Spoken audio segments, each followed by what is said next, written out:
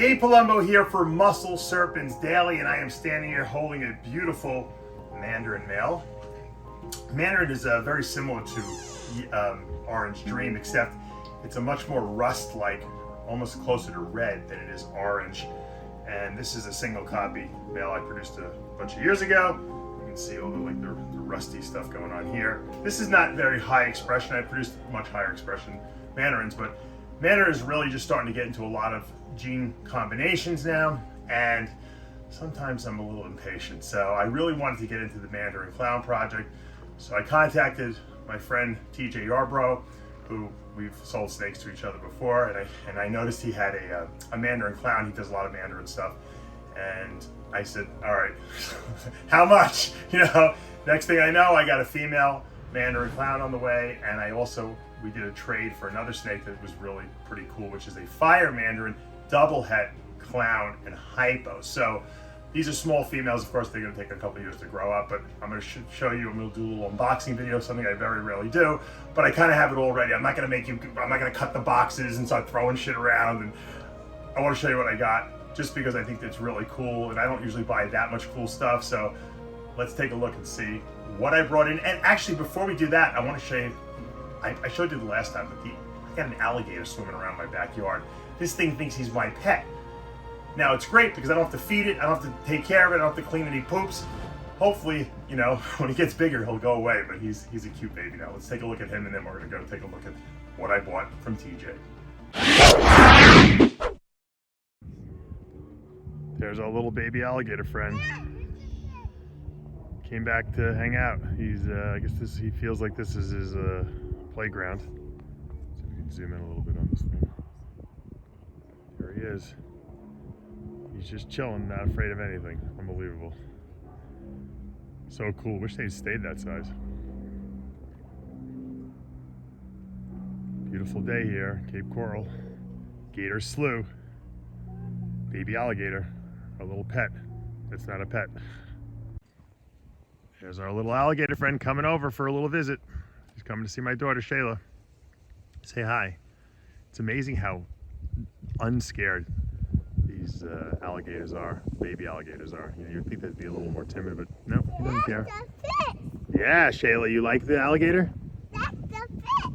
Oh, she's seeing the fish too in the water. A lot of wildlife here in this little gator slough. Oh, here he comes. Here he comes. I love having an alligator in my backyard. I wouldn't want a big one, but I like this little baby one. I feel like I have like a pet almost. I have an alligator and I don't even have to take care of him. He can fend for himself. That's the alligator. Here he comes. Dad. Here comes the alligator. He's coming right over to us. I cannot believe this thing. He's not afraid. Mom, I see the tail of the alligator. He's really stealthy. Mom, I see something. Like trying to investigate what we got going on. I think he's hoping we feed him, which we're not going to do, obviously. This thing is like coming right up to me. I cannot believe it. I can never get enough of this. This is like herping your backyard, you know? People go out looking for snakes and stuff like that. I go looking for alligators in my backyard. I got plenty of snakes in my snake building already. All right, I'm gonna leave him. I don't have the patience to sit here until he comes up to me. I don't want to become too good of friends with him. Then he'll keep coming back. Especially when I don't want him coming back when he gets bigger. All right, guys, I got my box from TJ, and we got our two snakes here. I kind of opened everything up already because like I said, I hate when people start, you know, doing unboxing and they can't get the box open. It's a pain in the neck. So, first snake. This is I believe this is she's a little bigger. This is Mandarin Clown. Okay, take a look at this thing. What a beautiful snake. You know, you can just see right off the bat, this has got more than Clown in it. And Clown is more of a deep brownish red almost. Mandarin obviously really lightens it up. And something Mandarin does a lot is it really makes these little like flame like stuff. It really always lightens. I've noticed Mandarin, even in the single form, lightens up the bottom portion, you know, almost getting to the ventral area. So this is Mandarin Clown, which, you know, right now I'm actually breeding the GHI Mojave Pastel Clown to a Mandarin to produce some males for this girl in a couple of years. So hopefully we'll have some cool stuff to breed into this, and the Mandarin Clown project will skyrocket. But it's going to be a few years. You know, this snake probably will need a year or two, probably 2 years to get into breeding size. But I love that we got her on the rack. We'll let her grow. Pablo will overfeed her, and hopefully we'll be able to breed her in a couple of years. Now, the other great snake is, this was also pretty cool. I'm actually almost more excited about this one because this one has a lot of potential. Because Hypo and Mandarin look really, really good together. I'll show you our male we have. This is a fire Mandarin, and fire and Mandarin go really well together, actually. It almost makes it look Hypo itself. And then this is double het clown Hypo. So I have a really nice male clown Hypo with black pastel banana in it that has this girl's name written all over him. So this girl is going to have to obviously grow up. This looks like a hatchling to me. It's probably only a couple months old.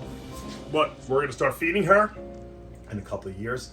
Who knows? Maybe Hypo clown mandarins, maybe black pastel Hypo clown mandarins with banana in there. You never know. So a lot of potential here. Thank you, TJ, for the great snakes.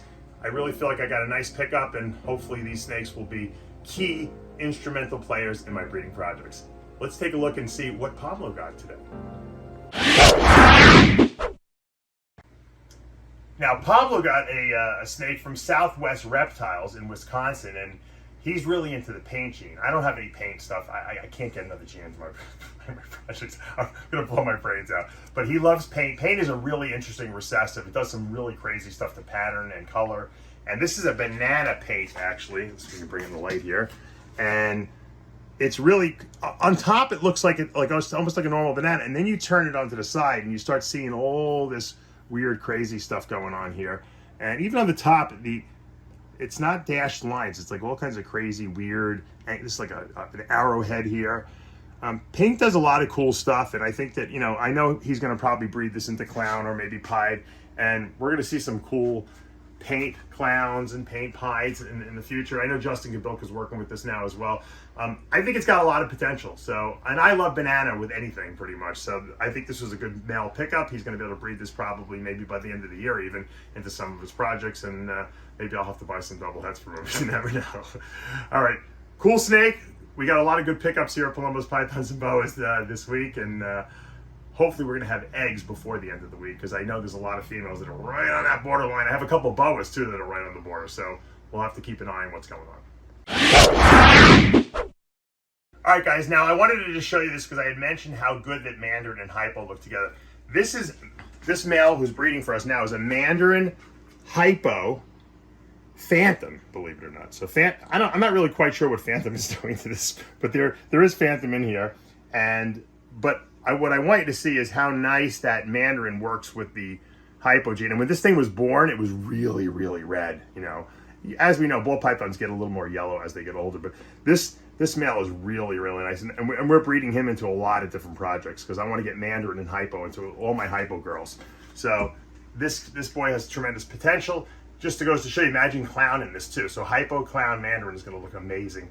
I just know it. I know no one's produced it yet, but I got it in my head. I got to do it. Cool male. And I guess we'll end today with, this is like my my favorite Mandarin combination. This is banana, Mandarin, sugar. Really nice. Look at that. Look at the crazy orange outlining from that Mandarin. What a beautiful snake. And look at the paradoxing in here. It had that from birth. These little spots are just the banana, but this paradoxing was there since birth. Really beautiful. Mandarin, banana, and sugar. That's incredible, right? The whites in there. Isn't that really, really cool? So there's a lot of potential to Mandarin, and like I said, you got to just kind of line it up with the right genes. Coral Glow obviously works, and sugar work really well. But if this girl would only eat for me so we can breed her again this year. Sometimes they're stubborn. You know how that goes. All right. Hopefully you guys enjoyed today's video. Hopefully you'll want to get involved in Mandarin. Let me know. All right, guys. I wanted to take us out today with this is a possible super Mandarin that I produced a couple years ago, this female, and she's actually breeding now. We got her with the male. This is the one I believe we have with the GHI Mojave Pastel clown male, and you can see how really rusty orange she is, and she was amazing when she was born too.